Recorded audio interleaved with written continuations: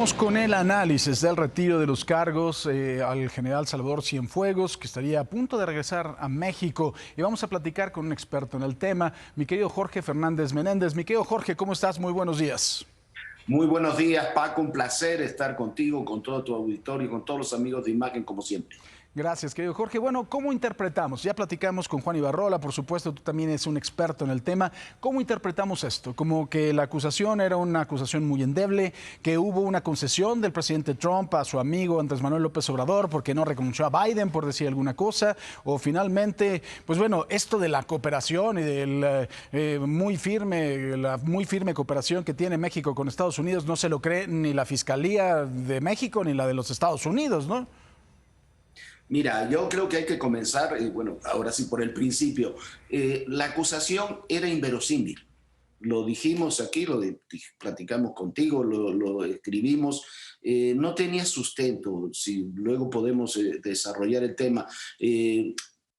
Un general, estamos hablando de un secretario de la defensa, no se comunica por una BlackBerry sin encriptar con un narcotraficante de cuarta, como eran estos de los que se lo acusa. Pero bueno, más allá de eso, más allá de ese tema, yo creo que lo que aquí hubo fue, lo decía Ibarrola hace unos minutos, sí, una negociación política con el gobierno de Estados Unidos, pero una negociación política donde se le tiene que haber marcado al gobierno de Estados Unidos. Primero, que la investigación que hicieron en México sobre el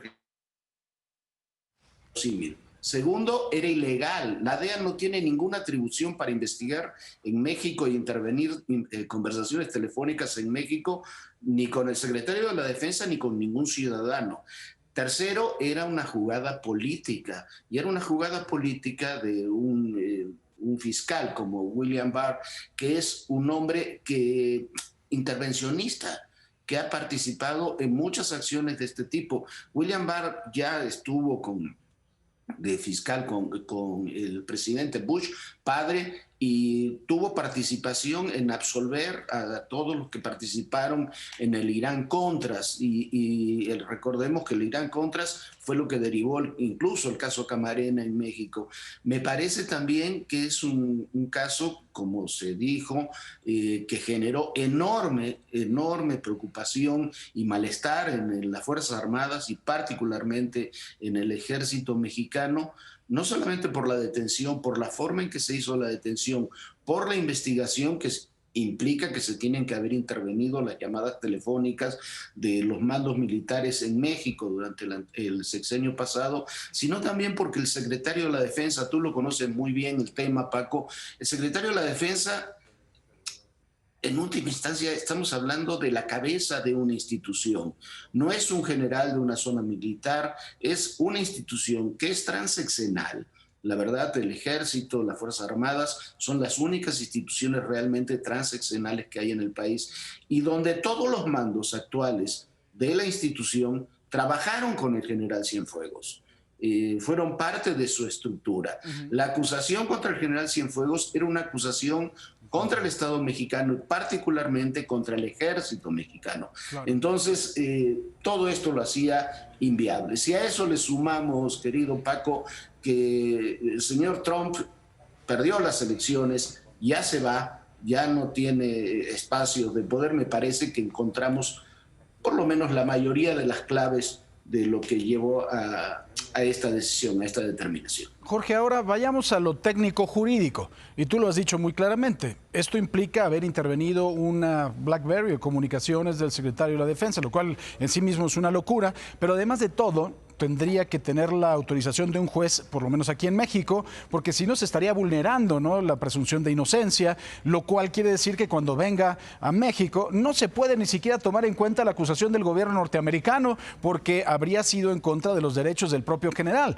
lo cual nos lleva a decir, bueno, lo van a soltar, punto final. No es que esté bien ni esté mal, a mí me parece que finalmente fue un insulto del gobierno norteamericano antes de estar festinando esto. Ahora la pregunta, ¿esto mismo tendría que ocurrir en el caso de Genaro García Luna? Mira, en el caso de lo que estamos hablando del general, me parece que evidentemente tendría que ser así.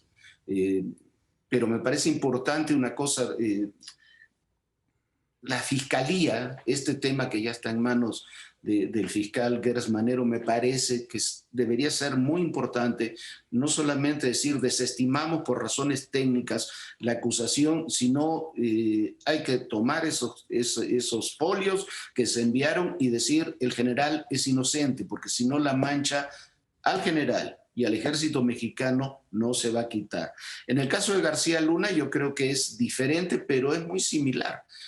Aunque en el caso de García Luna la detención deriva de las declaraciones del rey Zambada en el juicio del Chapo Guzmán.